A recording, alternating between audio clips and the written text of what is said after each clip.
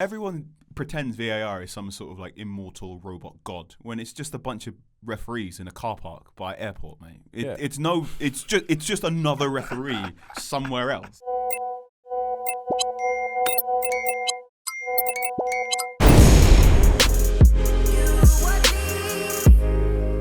Hi guys, what's going on? Adam McKola here for the group chat, and no Timsy today. You're probably wondering where he is. I've locked him in my basement so I can come and take over the show, but he's going to be back very, very soon, and we're here to talk all the Premier League action, including another VAR-tastic weekend. I'm absolutely sick of it. And today, joining me, we've got Sam Diss of Mundial magazine, and of course, Carl Anka of The Athletic. Guys are here to give me some opinions and hopefully moan along with me about VAR as well. Oh no, I love it. Yeah, no, mate, big fan. We're going to be getting at it then. I genuinely can't stand it. Yeah. But how you doing anyway, boys? I'm good, mate. Yeah, Good I'm really weekends? good. Yeah, well travelled. I was at Wolves on Saturday. Nice. Oh, that's nice. Decent trip. I was at Hackney Marshes on Sunday, which is a 10-minute walk for me, so that's preferable, really. Yeah. I've just had to make that journey you've made from Wolves, like Midlands to South. It's How was it? Good? Fun? No. I had a fine 40 quid hotel room. There was a big ironing stain on the carpet. 40 quid's 5-star in Wolves, isn't it? Pretty much. Yeah. It usually is. Anyway, the first game we're going to get stuck into is the game that I was at the weekend. Obviously, Manchester United won, Liverpool won, and before we talk about that, let's hear from Matt, who's moaning about VAR. Now, I'm going to moan about VAR, so if he's moaning about VAR, we're both moaning about it. Let's see what he's got to say. Not a good performance today at all. A lot of players had very off games as a team. We weren't quite there. That being said, VAR, define clear and obvious to me, because I have no idea. Define clear and obvious, boys. Because he has no idea. And to be fair, no one has any idea at the minute. And I feel like it's almost like, the thing is, when people sort of like keep moaning about it, it's one of those things that's going to even itself out over the course of a season. Clear and obvious is just like such a vague term. That just turns into a cliche of itself. It doesn't mean everyone anything. used the word literally to describe things that weren't literal anymore. That's what happened to clear and obvious. It means nothing. Honestly, it means nothing. Yesterday, the reason I was annoyed by it is everyone pretends VAR is some sort of like immortal robot god when it's just a bunch of referees in a car park by airport, mate. It's just another referee somewhere else. The robot grasses. It's ridiculous. It's not even robotic. I don't know why. But like, it's not a robot. I think the thing about clear and obvious is that there's some fouls that are open to interpretation. You could touch someone, and it's not a foul. See, I didn't celebrate the Rashford goal as heartedly as I would. That's because I thought it was a clear and obvious foul on Origi. Now, I'm not complaining that it got given. But then one of the oldest coaching ages is you play to the whistle. So you get got. No, but it's like it's not even that. It's just like the fans shouldn't have to play to the whistle as well. It's like it's got kind of ridiculous. If you've ever celebrated a goal that was offside and realised it was fine, or if you ever celebrated a shot that's gone into the side netting and then had to do that, it's fine. Like you will learn to adapt. One thing I will say is VAR on TV is hilarious and banterful. It's baffling when you're in a stadium. I feel with that foul yesterday, let's take the shirts out of it, because I'm obviously biased towards Manchester United. But same. That Origi foul, if that foul happens in and around the 18-yard box, the goal isn't given. But the speed in which we counter-attacked, like I just don't think it's a foul. Should be a bicycle. I just don't think that's a foul. Okay. Like, you can touch someone and it not be a foul, because like if he barely touches him, and for a team, you can very easily see referees where there's a bit of contact. Yeah, does he need to throw himself to the floor? I don't want to sound like my dad, but it was just like I mean I'm a centre half and I've got no horse in this race either, apart from just sort of like the centre half union. But like I don't particularly think that that's a foul, and so like I'd rather talk about Daniel James just like absolutely tearing it up straight after, because like it's one of those things where it's open to the ref's interpretation. We've had to deal with the ref's interpretation for fucking 100 years. It's just like, not just be like, now it's like no one wants to decide which one's supposed to be in charge. Is it supposed to be the robot grasses in the sky, or is it the referee who's just been in charge of everything forever? But it's like now it's just like no one wins. So it's just stupid, and I think that there's going to be a net positive from it in the end. But like now the it's Mane just- one, I'm not too sure. That's a handball. It was Yeah, definitely that's a handball. a handball, and it's just like, but that's one of those ones that is a clear and obvious error. That's what it should be for. It shouldn't really be for one where they've seen that it's a foul, and the referee's clearly seen it because he's looking at it. It's not like in a big penalty area scramble where you can't really see it or whatever. He can see it, and he's gone. There might be a bit of contact there, but that's not a foul. Yeah. Do you know what I mean? So that's not the same problem thing. isn't VAR. The problem is you have an absolutely broken rule book, and VAR is just like, well, here's a big magnifying glass on it. I don't even think you need to redo the entire rule. I think the offside rules changing so much. That's a weird one. And then you've got fouls, which VAR on offside's really good. we've always had that thing with penalties where you'd say, "Oh, that's given as a free kick, but not a penalty." Yeah, now yeah. you're kind of seeing it with it's coming into it's impacting VAR as well. Now we're going to talk about VAR again in this because VAR pops up a lot just in many of dominating these everything, games isn't it? every single weekend. What I want to ask you then, particularly to this game, Man United won, Liverpool won. Who will be happier? Because United get a point, but it felt like a defeat to me walking out the ground when you concede an 85th minute goal. But turning up, I expected us to get spanked. Whereas Liverpool, they'll be happy they kept their unbeaten run going. I But think Liverpool are going to be really disappointed there because Liverpool played to Manchester United's level rather than United playing up to Liverpool's level. I don't know what did is we in the drag water. them down to our level? Yeah. No, see, this is the thing. I think you make an interesting point. I don't even think Liverpool fans will be that gutted. So I think that they'll look at how they played in the first half, and it wasn't just like Man United were playing shit, and then it made that also Liverpool played badly. It was just like you just played really well, and they were just like wasn't expecting it, and they didn't play very well. And you just latched onto What is it with them when they come to Old Trafford? That's the 6th time they haven't won in the league. Do you think they just accept the draw and think, let's get out of It's here? like they were saying on comms and on the actual game, like when Everton come to Anfield, there's like a mental block, and there's certain teams that have like a mental block. Tottenham used to have it a lot at Man United, and like certain teams have it when they go wherever. But like, I think it was just like it was such a magnifying glass on the game, and it's like the biggest team that they could have played really at this point, apart from Man City. I don't think that Liverpool will be that gutted about it personally, and again, Liverpool fans tell me that I'm wrong, but like, I think everyone will just be like, they will, don't worry. Oh, of course they will. YouTube comments will always They tell will. you wrong. I'll get pelters on Twitter anyway. So. But like, I just think that they'll be like, could have won that, but in the context of the actual day, they'll just be like, we got away with one there. And I think that's how you win a league. You win a league by playing really badly and not losing points, or dropping points, but like not. All right, let's move on. Not We're losing, talking do you know what about I mean? them winning the league. We know they're going to win the league. Let's just move on now. But what I will say is, for a team that are going to win the league, that are champions of Europe, that are coming to Old Trafford, when Manchester United have the worst team in 30 years, their away end was awful yesterday. Liverpool. Awful. Let me just get that dig in there before we move on to Crystal Palace 0, Manchester City 2, and we have got Palace fan reaction from Emma, and she's talking about the curse of Benteke. What does he need to do to get a goal? Hey group chat, Emma here checking in after watching Palace get beaten 2-0 by City. Pretty routine stuff, to be honest with you. Got quite boring in the second half. Don't know how the City fans put up with it. 2 things from the game though. Benteke's got to do something to lift whatever curse has been put on him. I don't know if he's angered a witch somewhere or if he's got a demonic monkey paw that he's picked up that's got this curse on him. He couldn't have done anything more for that header. Second of all, Premier League golden boy Kevin De Bruyne. Come on, nasty piece of work. High foot, diving, not having it. Oh come on, Kevin De Bruyne. Not having it. I know Emma, but like Kevin De Bruyne can do no wrong, and I think the thing is with Benteke is that it's a pure confidence thing. But is Connor Wickham still at the club? Yeah. Just accept him as a blood sacrifice. I think Roy Hodgson says that every morning. He says, Yeah. Is he here? Connor Wickham. Coming for you, Connor. You're massive. No. It was a joke. I just mean that like it's like what Emma was saying. There's something happening. He's got the worst yips, like the worst. So he's the yips. He got his Achilles injury, and he was never the same after that Achilles injury that happened. I think when he was at Villa, he just didn't run near post in the way he used to constantly attack near post in the same way. Liverpool didn't work out, and then he's in this weird state where every now and again he'll try something. They're like, hang on, you've got the sauce, and then it won't go in, and it won't go in. And you're like, oh god, if that had gone in, you'd be amazing. And we know he doesn't want to talk to a sports psychologist or anything. And you're going, mate, do it. There's no amount of gym.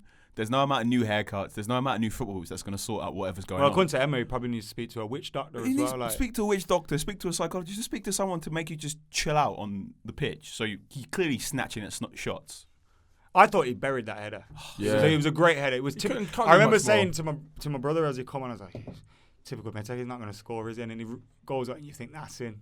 Great save by the keeper, but that's his luck at the moment, isn't it? And I feel sorry for him. But what I love about this from Emma, she's saying City must be bored of winning.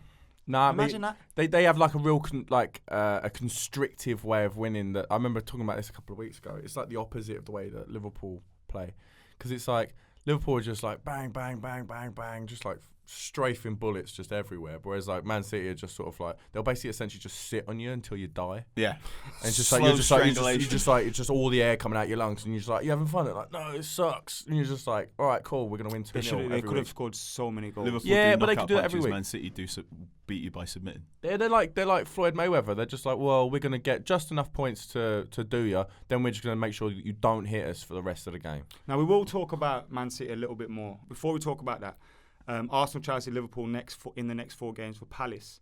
Palace have made a really good start to the season. I thought they were quite competitive in that game as well. Obviously, the spell where they got the goals, but besides that, they were competitive.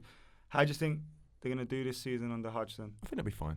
I think that Zaha's kind of accepted his lot now. That he's just sort of like, there was a little bit of and ahhing. Is he going to upset it when he didn't go in the summer and stuff like that? But like, they've got a decent team around them, and they've also been able to make the loss of Wan-Bissaka not too like season sinking as well, which I think that people were like worried about at one point. We miss him more than them when he's out. How crazy is that? Yeah, it's wild.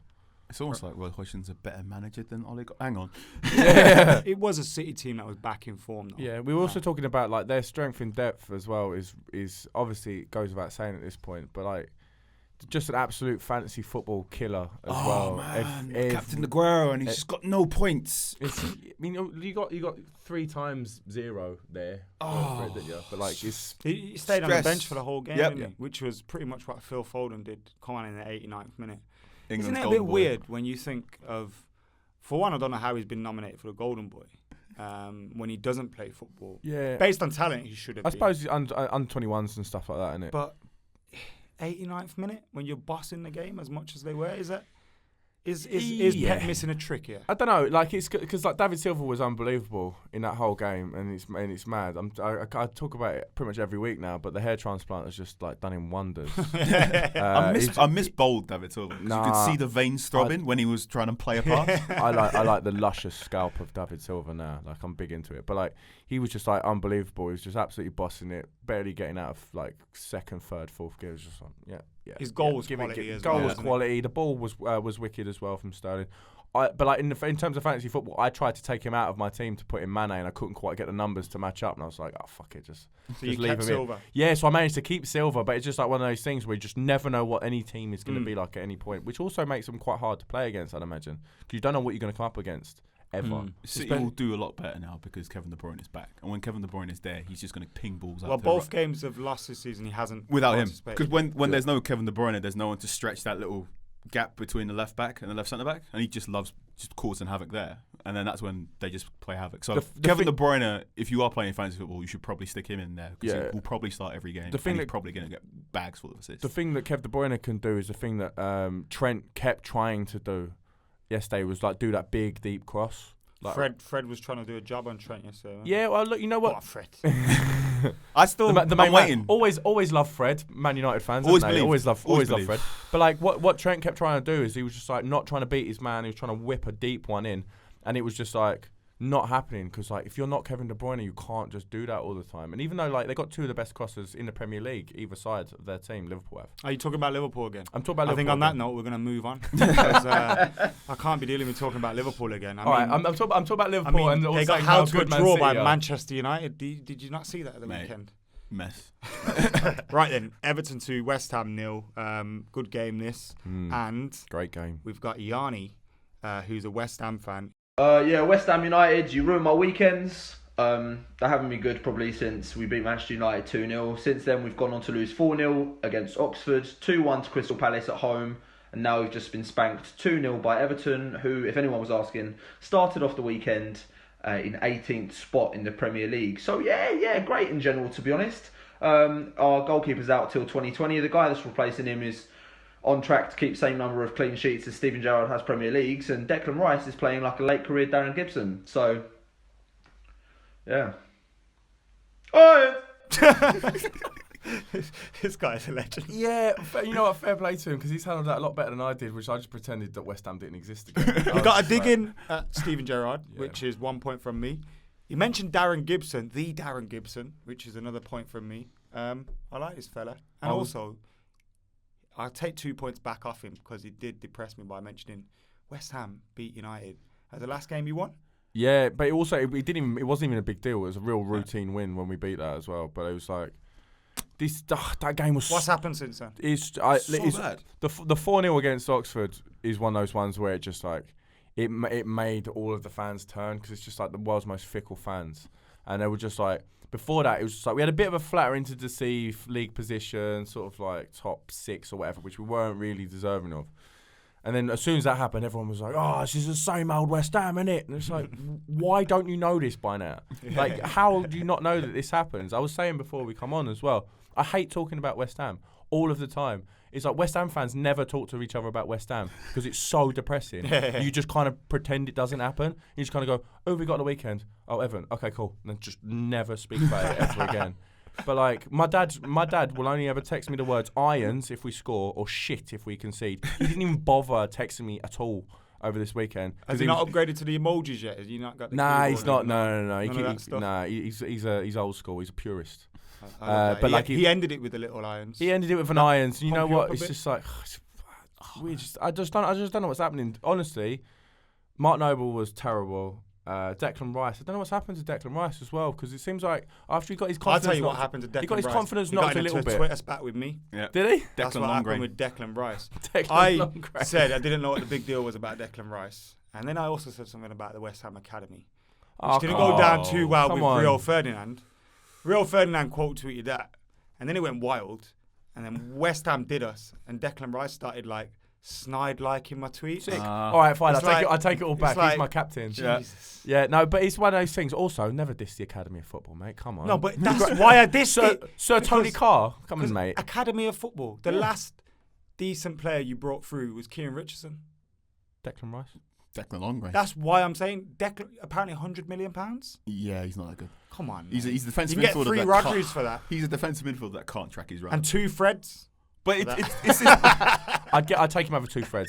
No, but I think the long and short of it is just like West Ham just have this like real personality thing where it's just like whenever it's going well, you know it's going to end badly. Even when we're like 4-0 up, which actually to be fair, I haven't seen that since 2006 when we beat Villa. I want to say. he remembers. I remember. The North remembers. But like, it was just like one of those things where it's just like even when it's good, you know it's going to be bad, so you can't even enjoy the good times. It's so bad. Calm down over Can I there. get a water? Relax. Can I a get little water? bit. Man's stressed. You're We're going to sweating. hear from Marva, the Everton fan, who was actually happy about this game Oh, good. and was buzzing about Iwobi as well. Hey, it's Marva, absolutely buzzing after the Everton performance. Exactly the kind of performance we needed after such a bad run. Iwobi in that number 10 role was phenomenal today. Brought us the creativity that we've been needing for so long. Davis and Gomez as well had brilliant performances. And to be honest, we could have had about 4 or 5, probably should have. So we just need to make sure that we keep this going now that Silva saved himself for at least another week. It's not a good thing though. Silva saved himself. In terms of gimmies, the easiest gimme in Premier League is you've got West Ham at home next. Sorry, mate. Yeah. It's a pretty easy gimme. Like, oh no, you're in a bad run of form. I West actually Ham at thought home. Everton were going to You lose don't. that, yeah. Nah, see, I never It's did. West Ham at home. If It's you- always if- whenever you got West Everton are Ham at at home, I think they're going to slip up. And when West Ham are at home, I think they're going to slip up. I know what you mean, but it's just In the like games they're as supposed bad to as win. we were, Everton were good, and we made their front three look unbelievable. Theo Walcott looked good, which was Yeah, good. Well, he had his one good game a year. he does. He just and he does that. He But does. so wasteful as well at the same time. That's Theo Walcott for you. Yeah. It's just, but they were. Spent a but- whole decade trying to tell us he was a striker. Yeah. Cheers, mate. You can keep saying things, can't you? Iwobi in the 10. It was good. What It have you was made good. of Iwobi? Talking Look, about ex-Arsenal players that have tried to receive. I told my mate that Alex Iwobi plays football like he's wearing a rucksack. But you know what I mean. That's what that guy in school that don't take his rucksack off ever as a kid but out in the playground. he's really good at a 10. He generally offers great passing incisions. I think he's whatnot. great with movement around him. Yeah. Because it almost, because he's very instinctive. When he has to think, is when he doesn't do well. And I think when there's movement around him, he doesn't have to think. The gaps will open up and he can play. But it's when he has to think about things like when he's finishing, when he's running through on a one-on-one. You're very rarely going to score. I might want to try him as a number 8, as a box-to-box. Because if he picks the ball up from deep and does loads of dribbling from there, that might be really good. He won't be in the 8. Mate, it's Football Manager. He won't be, talking about he won't be in the 8. Gomez was pretty good at the weekend. He looked like he was 9 foot tall against everyone else. Like he just bashing people out of the way. Like, see you later. And he's so good on the ball. He's so handsome as well. It was under the radar signing that as well. A little bit, yeah. Well, yeah, because like when he came into Barcelona, I think that they paid like a decent bit of wedge for him, and then they were just sort of like, we have got Rakitic and a bunch of other people, so if you want to just chill there for a little bit. But then when he came in, he was just like, I think he took a little bit of a while to get going, but now he just hit the ground running, and he was the best player on the pitch, against West Ham, which, I mean, no West Ham players were above a 5. So, your midfield does hold Declan Rice, who is worth £100 million. Declan Longrain, baby. Yeah, man. Well, he's a good player. Doing better than that. He's a good player. And let's not talk about midfielders anymore, because watching someone like Fred, it's just, we could have got him from Barca easy, and we didn't. I don't know why United didn't get just again. But anyway, that's a story for another time. Just stop. Where's the director of football? Donde está?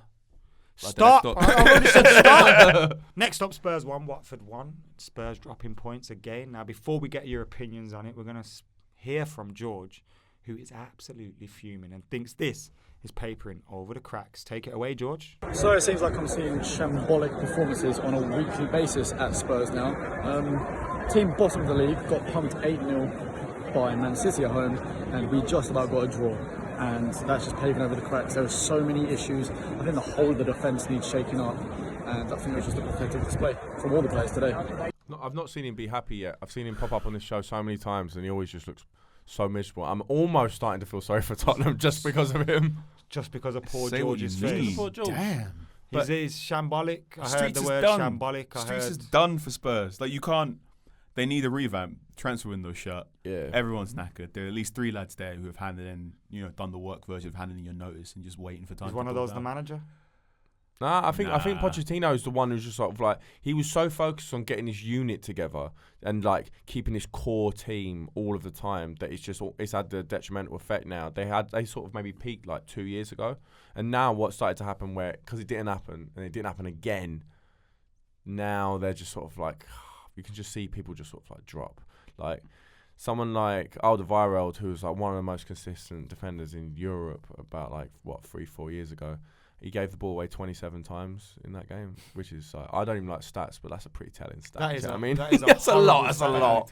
I think stats can tell the wrong story sometimes, but that tells a horrible. But there's story. also been people saying that it was him trying to get hold of the ball and not shying away from it, and maybe that's a positive thing, and that could be very well true. I didn't watch the entire game, and playing forward through the lines, you are going to lose more of the ball. Like Kevin De Bruyne's pass completion rate, if we all fucking shag that stat. Which I hate it. He's not better than Beckham, by the way. No, but I mean, we'll see. We'll see. No. But like someone like De Bruyne's pass completion rates are reasonably low because he's trying to do like big expansive passes a lot. I think that team is just dead. It looks out on its feet. They can't. Dele Alli is kind of like getting back into it a bit more. I don't even think that they don't believe in Poch. I think that the depressing thing is they're just tired. And do you think there's it not was much a whole more we can give. Not winning the Champions League final thing as well? Do you think that was kind of like this project was going to result in that, and then that was maybe going to see them kick on again? So it was all building up to one thing that then didn't happen. We know for a fact after they lost the Champions League final, Poch didn't travel back to London. He went back home to Barcelona, without the squad, which is apparently quite a few people at Spurs were like, wait, what? Boss man's gone. Oh, he's sulking. Which had a bit of like. But it was the end of the season. Is that really? It was the end. But also, you've just lost the Champions League. You see his family, Carl. Can't someone go home? Wow, what the fuck? God, but he's meant to be leaving. What for training on Monday morning after you lose a Champions League final, and it's June. Who does that, Carl? Yeah. Wasn't it July? No, it was June. It was definitely June the 1st. Well, so there was that. I was asleep. Apparently, I ain't watching this game. Apparently, Christian Eriksen had packed up most of the stuff in his house before the final, and he was very much like, "This is it. This is my swan song." But this is what I mean. People like Christian Eriksen. We know Danny Rose has been trying to leave for ages as well. So there's a couple of lads there who are just tired and I can't keep doing all these. I think this team has come to the end of its cycle. Definitely. You look at Eriksen, Alderweireld, Vertonghen, Rose, maybe Danny Rose, possibly Dele Alli, although he looks like he's brought it back up again lately. Eric Dyer's just sort of like persona non grata now. He Eric just Dyer's appendix exploded. That's how much running he has to do. He just doesn't exist for all intents and purposes anymore. He's just a figment of everyone's imagination. But like, it's just ended. It's just they haven't bought anyone in a long time, and it's just like you just need to freshen it up. Yeah. It's just you can't just keep going. It's still good. It's still good. It's just no. It's not. It's done. It's just like move on. There's some anarchy going on behind the scenes at Spurs right now. Right, there is. But also, there's a bit more frustration from the Watford side of things. You like that? Honestly, mate. Here's someone complaining transcendent, about that VAR. Well, I think the consensus is we were absolutely robbed by VAR. Robbed of a Stonewall penalty in the first half and a debatable goal from Tottenham in the second half. Absolute farce that no goal went onto the screens in the stadium. So Watford fans went mental, but that was an error. So yeah, VAR farce. It seems that even the video referee is not immune to big decisions for big clubs. But anyway, another point. On we go. I think. One thing, she said big club. Wrong. Second thing, she missed 2 good opportunities to say VARs. I was literally about to say people need to decide whether or not it's VAR or VAR because there's so many more opportunities with VAR. No, I meant VARs. That's what I'm saying. But she kept saying VAR. So if she kept calling it VAR, then she could have said this is a VAR. Oh, okay. You can't have it both ways in the same clip. That's the writer in it. What is it? VAR. VAR. Fuck it. Does it matter? It's the thing that everyone talks about constantly. Just It's a robot grass. It's a robot grass. I'd rather just no one talk about it ever again. I say penalty. Was it a penalty? It's VAR isn't a magical robot. It's a bunch of referees in a car park. Was it a Was it penalty? a penalty? No. It was a clear penalty on Delafeu. What are you talking about? It's fine. What was fine about that? I'm staying objective. What was fine about that? You can't be objective. It was the equivalent of, you know, when I someone can. walks past and you've got an umbrella and you pull their leg. It was literally what he did with his foot. The old razzle dazzle. It was a bit the old vaudeville hook. It was like- right, moving on to Chelsea 1, Newcastle 0. And are Chelsea the third best team in the league? Are they really? No one knows. It used to be Spurs. And I mean, if Is it Arsenal? If Arsenal had a better manager, it'd be Arsenal. But then they're ain't Arsenal. So. Sorry, Timsy, it ain't Arsenal. It might be, definitely yeah. not Arsenal. Don't apologise, Timsy. Eh? Don't apologise. Can you pass on the message to the lad locked up in your basement? Yeah, pass it on. Yeah. They made Shout hard through the work. letterbox. Sam said Arsenal are shit. Pass it on when I give him his daily beans. Daily to the beans. They made hard work of it, but it was good. It was great to see Hudson-Odoi starting and just getting on the ball whenever. This is the only game of the weekend I haven't seen. So I'm going to need your help here. So Newcastle in this weird state where Steve Bruce is not a very good manager and then like accidentally clearly found... We keep talking about bad teams that have beaten Manchester United this season. But here's the thing, like Steve Bruce isn't a good manager, but he's clearly found like an old document full of Rafa Benitez's tactics and gone, oh, I'll just copy this for a bit. And that's how Newcastle have slightly got better. He's probably got into one of the players' ears like, Yeah. what did Rafa do Yeah. last season? Yeah. Yeah. It'd be good if you could just tell me what he did last season, just so I don't do that. Because it is a very, like, to go from Rafa to Steve Bruce, Yeah. it's like, it's a complete change of manager. But do you think it's Steve Bruce is doing a good job? You know what? He's not doing that bad. The thing is, Steve Bruce is not a particularly good manager, but he's also not a particularly defensive manager either. And because if you remember his whole team were almost clinically insane. Like he had three at the back all of the time, even though they were getting pumped 5-0. And he was just like, you know what? I'm just going to keep doing it. And we were playing with wing backs, and he was trying to do something that was at least semi-progressive, but he's having to do that with just like a bit of a sandbag of a team. And like they've got some good young players, like the Longstaffs in midfield and Almiron and a couple of other little players. Like really like Sant Maxim. I think what he's done is he's brought in a couple of players. I don't really think that Joe Linton's very good. Nope. Is that one or two names, by the way? Joe Linton. Yeah, he's apparently the correct. Is he Costa Rican? Is Also, the never correct say it like that again. Joe Linton. I also like calling him Joe Linton because he makes it That's sound the like only way I can't. If he's called Joe Linton, it makes him sound like he's a big centre half from South Shields. So moving on to the Monday Night Football and the last Premier League fixture of the weekend, Arsenal trip to Bramall Lane against Sheffield United. Looks like an interesting game. What are you thinking, boys? I did a little bit of work at Sheffield United last season, and I sort of like had to pay more attention to them than I would usually because being a West Ham fan, there's a natural animosity between the two clubs. And also, Sheffield United, get over it, mate. But like the thing what Chris Wilder does is he's a proper manager. Like he's really, really good. Oh yeah, that's the Mascherano Tevez thing, wasn't it? I was just trying to remember. For legal, can we just redact everything that he's just said? But like, I think he's just a proper manager who can do do it like a couple of different ways. He can sort of like he can attack you, he can defend, and he's just like he's trying to do things that people didn't really expect. Like everyone talked about the overlapping centre halves, and he's just trying to do good stuff, and he can and like people criticised him for how he come out about Henderson when he made that mistake. You just treating players like normal people, and he just swears so much during a game. I love that. I can relate. Do you know what I mean? You can hear, like if you're in the press box, you can hear him from several rows down. You should effing do this and effing do that. Get it, cross it. Yeah. You're censoring yourself. He's already you know, one of us has to hold today, the, like, you know what I mean? He's a classy man, and I'm considerably less so. But like he's one of those managers where it's just like he's almost in like an old school manager way. It's just like players just respect him. But this is a big game for Arsenal, isn't it? Because if they win this game, I know it's only Sheffield United, but if they win this game, I think it says a lot about their credentials for top four. And yeah, maybe. Well, they've got great credentials for top four. They've got one of the best squads in the league. They've got the money and the funds to do great things. They've got a manager that is nowhere near good enough.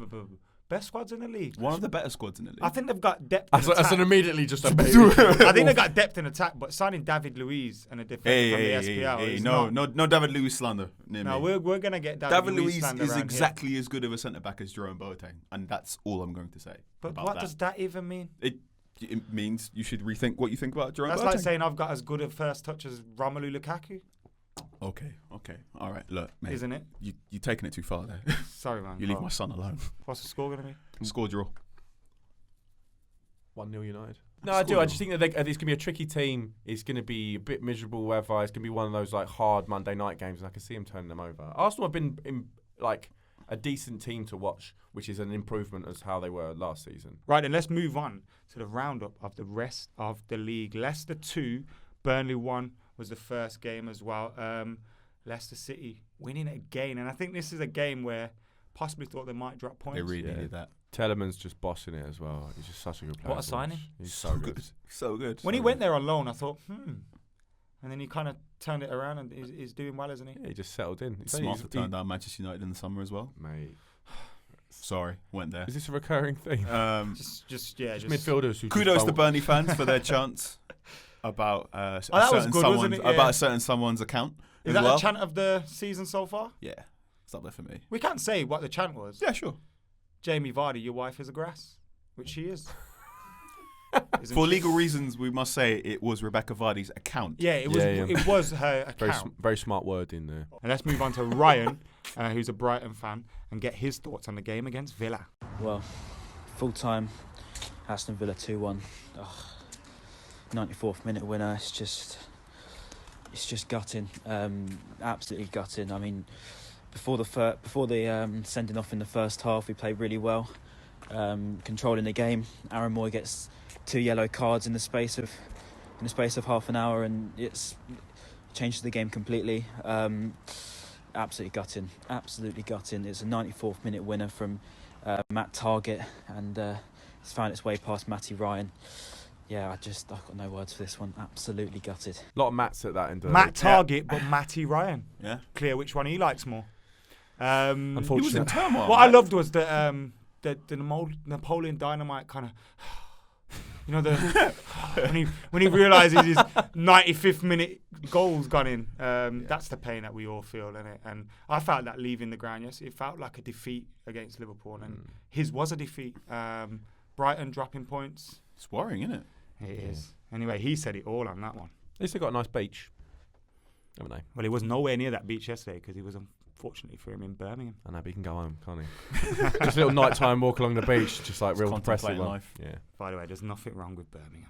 Moving on to Bournemouth 0, Norwich 0. Not quite the last game on here, but I'm sure it was the last game on Match of the Day. 0-0 draw. Was it a better point for Norwich than it was for Bournemouth? Norwich needed that. I think is it the end of the Pookie party? Yeah, man, he's done. It was just one of those ones where it was just like I felt really happy for him because you always get little fluky starts to the season, didn't you? Fluky pookie, the thin white fluke. Love that. But like he was just like he scored his goals, and I was like, you know what, happy for you, mate. But it's not even his fault. It's just everyone at Norwich is broken, so they should come good later on in the season. What's happened to Cantwell? Cantwell's just fallen off. Yeah, he's out my fantasy team as well. No, they should call Man him, like Todd. Yeah, that's what happens when you celebrate 4 times on one goal. They should call him Cunt Play Well. I was wondering where that. Keep it moving. It Keep did, it moving. it did sound like I said something else. Yeah. But you know what? Sworn enough now. And Yeah, so you it's fine. just keep going. It's all right. It's already been demonetised. This. Wolves 1, Southampton 1. The game that you were at. Yeah. Lovely trip to the Midlands for you. First time Midlands, first time Molyneux. Good stadium, that. I enjoyed that. Your first time to the Midlands. Yeah. Oh, wait, no, Birmingham counts. Yeah. It does get.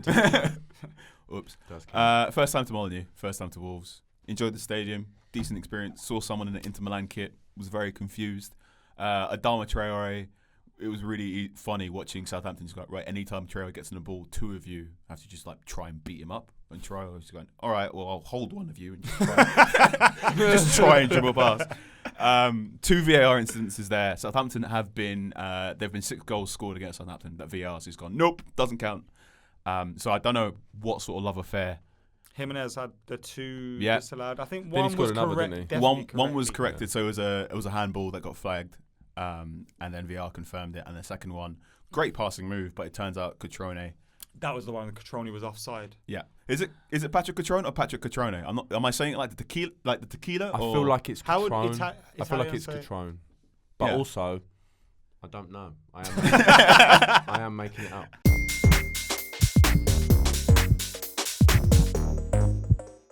Have you all got your things you love to see? You know what? Credit to the Haringey manager and the team.